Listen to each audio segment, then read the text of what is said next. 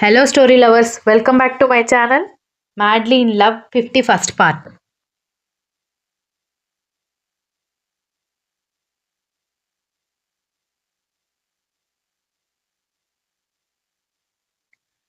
వాళ్ళు అడుగుతున్న ప్రశ్నలకి అలాంటి పరిస్థితుల్లో తనని నిలబెట్టినందుకు దక్ష మీద కోపం వచ్చేసింది శాంభవికి. కానీ కొడుకు తీసుకొస్తే తప్ప తనక్కడికి రాలేదన్న విషయాన్ని ఆ నిమిషం ఆమె వదిలేసింది. అది నా కొడుకుని తన ప్రేమలో పడేసింది.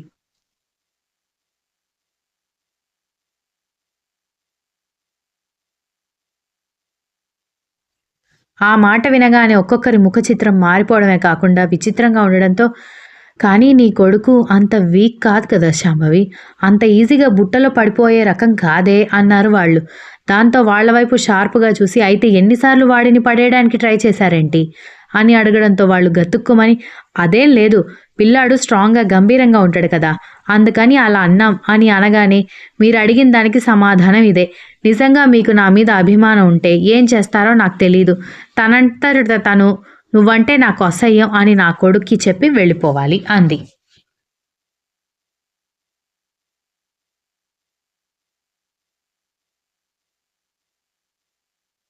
శాంభవి నోటి నుంచి ఆ మాట వినగాని, అయితే ఖచ్చితంగా కొడుకు ఆ పిల్లని తీసుకొచ్చాడు, కానీ కొడుకు మీద చెప్పకుండా పిల్ల మీద చెప్పడానికి ప్రయత్నిస్తోంది.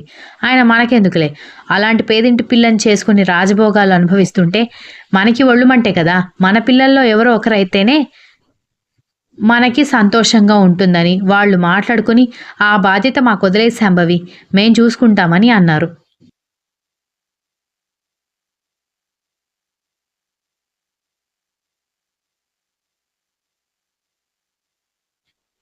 నిన్ను అన్నయ్య పిలుస్తున్నాడని పైనుంచి చీరలు కట్టుకుని డైమండ్ నగలతో వచ్చిన వాళ్ళందరినీ భయం భయంగా చూస్తున్న దక్ష దగ్గరకు వచ్చింది స్నేహ. ఇప్పుడెందుకు పిలుస్తున్నారని అడగడంతో, నువ్వే వెళ్ళి అడుగు అని నవ్వుతూ వెళ్ళిపోయింది స్నేహ.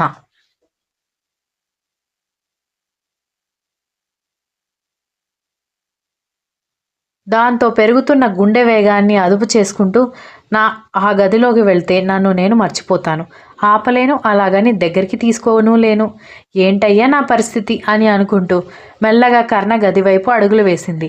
డోర్ మీద చేయి వేయగానే టెన్షన్ ఫీలింగ్ వచ్చి కడుపులో కంగారు ఎగసిపడితే, వామ్మో ఏంటి భయం అని అనుకుంటూ లోపలికి వెళ్తే బెడ్ మీద విష్ణుమూర్తి యాంగిల్లో పడుకొని మొబైల్ చూసుకుంటున్నాడు బాబు.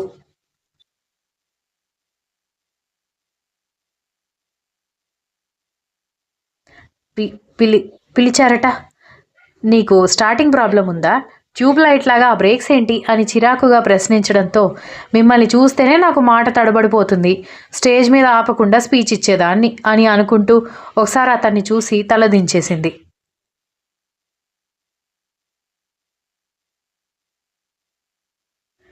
అతను లేచి నిలబడ్డంతో 2 అడుగులు వెనక్కి వేస్తే, చేతిలో ఉన్న మొబైల్ బెడ్ మీద పడేసి అద్దం ముందుకు వెళ్ళి హెయిర్ సెట్ చేసుకుంటూ, రేపు పార్టీ అయ్యాక నువ్వేమైనా వేషాలు వేస్తే బాగోదు అన్నాడు.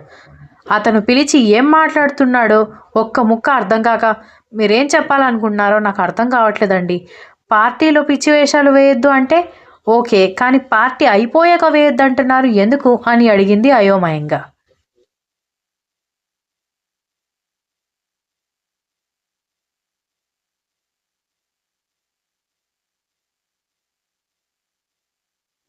దాంతో అతను వెనక్కొచ్చి ఆమె తల మీద చేయి వేసి, యూజ్ యువర్ బ్రెయిన్ ఈడియట్, అడుగు బయట పెట్టావో బాగోదు అంటూ స్మైల్ ఇచ్చి ఆమె బుగ్గ మీద ముద్దు పెట్టి బయటికి వెళ్ళిపోయాడు. దక్ష అయోమయంగా నిలబడి అసలు అతను ఏం చెప్పాలనుకున్నాడో అర్థం కాక, భగవంతుడా, దేవనాగరి లిపిలో మాట్లాడినట్టు అర్థం కాకుండా మాట్లాడి, యూజ్ యువర్ బ్రెయిన్ అంటే ఏం యూజ్ చేయాలి నా బొంద అని అనుకుంది.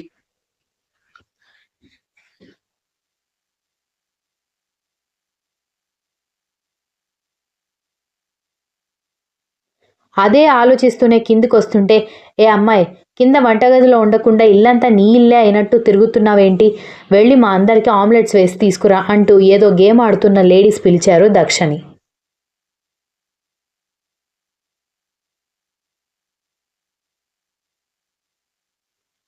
దక్షకి కాసేపు ఏమీ అర్థం కాక, అసలు వాళ్ళు తనకే చెప్తున్నారా లేకపోతే తనే పరువడుతుందా అని పక్కన వెనుక చూసుకుంటే, ఎటు చూస్తున్నావు, చెప్పేది నీకే అన్నారు మరొకసారి.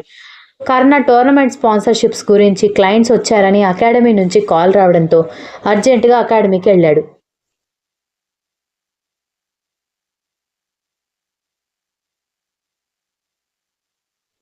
వినిపించట్లేదా? వాళ్ళు పిలుస్తుంది నిన్నే, వెళ్ళి ఆమ్లెట్స్ వేసుకుని రా, అలాగే కాఫీ కూడా పెట్టు అంది శాంభవి. అదంతా పైనుంచి చూస్తున్న స్నేహ గబగబా పరిగెత్తుకుని వచ్చింది. కానీ ఒకవేళ ఇప్పుడు మమ్మీకి సమాధానం చెప్పడానికి ఏం మాట్లాడినా కూడా అందరి ముందు పరువు తీసిందని అందరూ వెళ్ళిపోయాక క్లాస్ తీసుకుంటుంది. కానీ ఆ కోపం అంతా తన మీద కాకుండా తనని, కొడుకుని, అందరినీ నీ వైపు తిప్పుకున్నావని దక్ష కూడా క్లాస్ ఇస్తుంది. అలాగని దక్షని ఎలా అక్కడి నుంచి తీసుకువెళ్ళాలి కూడా అర్థం కాలేదు.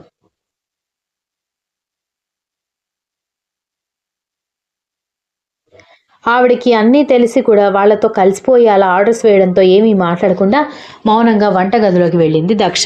కాఫీ పెట్టి ఆమ్లెట్ కోసం రెడీ చేసుకుంటూ ఉండగా చప్పట్ల సౌండ్ వినిపించడంతో వెనక్కి తిరిగి చూసిన ఆమెకి సంగవి కనిపించడంతో ఇప్పుడు మీకేం కావాలని అడిగింది.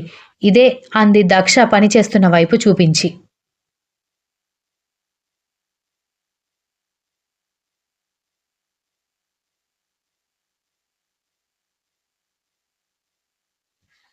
అక్కడ మీ అన్నయ్య ఎంప్లాయీ లాగా ఉన్నాడు నా ఆఫీస్లో, ఇక్కడేమో నువ్వు ఇలా ఉన్నావు.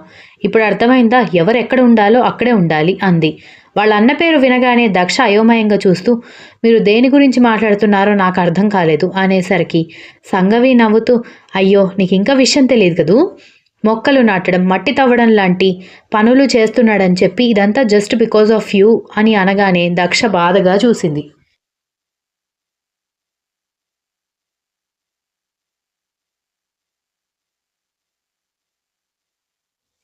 జాబ్ లేకపోయినా కూడా పాపం దర్జాగా బ్రతికే మీ అన్న నీ వల్లే ఆ పరిస్థితుల్లో ఉన్నాడు. నువ్వే కనుక మా తమ్ముడు లైఫ్లోకి రాకపోయి ఉంటే అసలు ఇలా జరిగేదే కాదు అంది. తప్పు నాదే కదా, అప్పుడు ఏదైనా మాట్లాడాలంటే నాతో మాట్లాడాలి. పాపం మా అన్నయ్యకి ఆ పనులన్నీ అలవాట్లేదు. వాడికి మంచి జాబ్ చేయాలని కోరిక. ఇచ్చిన వాళ్ళు అదే జాబ్ చేయించకుండా అలాంటి మట్టి పనులు ఎందుకు చేయిస్తున్నారు అని దక్ష కన్నీళ్లు పెట్టుకోవడంతో, ఇలా నా దగ్గర మాట్లాడడం వల్ల లాభం ఏమీ లేదు. పాపం వాడికి నీలో ఏం నచ్చిందో నాకు తెలియదు, కానీ నువ్వు తప్ప ప్రపంచంలో అసలు ఎవరూ లేరు అన్నట్టుగా నీ వెంట తిరుగుతున్నాడు. మా వీక్ష గోల్డెన్ స్పూన్తో పుట్టింది. సరే, ఇప్పుడు అది కనిపించకుండా పోయింది కాబట్టి మరొక రిచ్ కిడ్ని తీసుకొచ్చి చేస్తాం. సరే, అట్లీస్ట్ వాడి కోసం కాకపోయినా నీ తోడబుట్టిన వాడి కోసమైనా ఆలోచించు. నువ్వు ఈ ఇల్లు దాటిన మరుక్షణం నీ అన్న తన జాబ్ తను చేసుకుంటాడు అంటూ వెళ్ళిపోయింది సంగవి.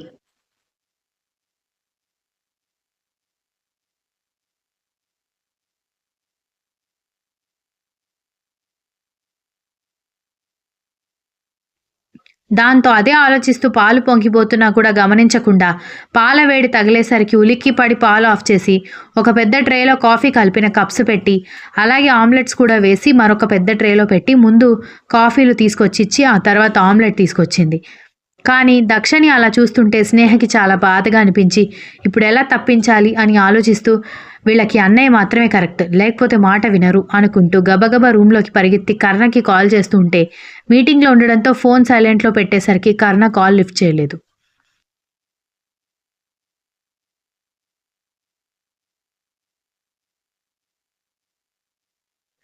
వాళ్ళకి అవన్నీ అందించిన తర్వాత బాధగా రూమ్లోకి పరిగెత్తబోతూ ఉంటే అప్పుడే నీ పని అయిపోలేదు, పిల్లలు ఉన్నారు కదా, కూల్ డ్రింక్స్ తీసుకొచ్చి ఇవ్వు అని శాంభవి మరొకసారి చెప్పడంతో మళ్ళీ కిచెన్లోకి వెళ్ళి ఫ్రిడ్జ్లో ఉన్న కూల్ డ్రింక్ బాటిల్స్ తీసి అవన్నీ గ్లాసుల్లో వంపి అందరికీ ఇచ్చింది.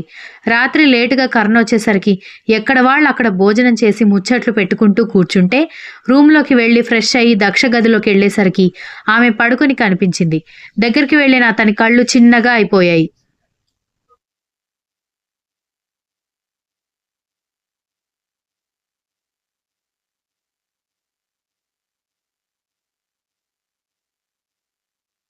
బాధపడినట్టుగా ఉన్న దక్షని డౌట్గా చూస్తూనే ఆమెని తట్టి లేపబోయే సమయానికి మొబైల్ రింగ్ అయ్యి అర్జెంటుగా ఒక ఇంటర్నేషనల్ కాన్ఫరెన్స్ అటెండ్ అవ్వాలని అసిస్టెంట్ చెప్పడంతో దక్ష వైపు చూస్తూనే తన రూమ్లోకి వెళ్ళి ల్యాప్టాప్ ముందు పెట్టుకున్నాడు.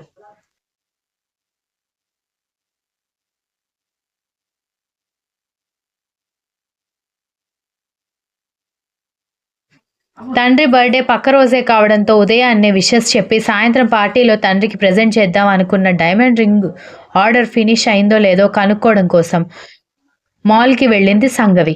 ఫినిషింగ్ ఇస్తున్నారు, కాస్త వెయిట్ చేయండి మేడం అని అక్కడ స్టాఫ్ చెప్పడంతో వాళ్ళు ఇచ్చిన జ్యూస్ తాగుతూ పక్కనే హ్యాండ్ బ్యాగ్ పెట్టి వాళ్ళు రింగు తీసుకోమని చెప్పేసరికి రింగు కోసం వెళ్ళి హ్యాండ్ బ్యాగ్ మర్చిపోయి బయటకు వచ్చేసింది సంగవి.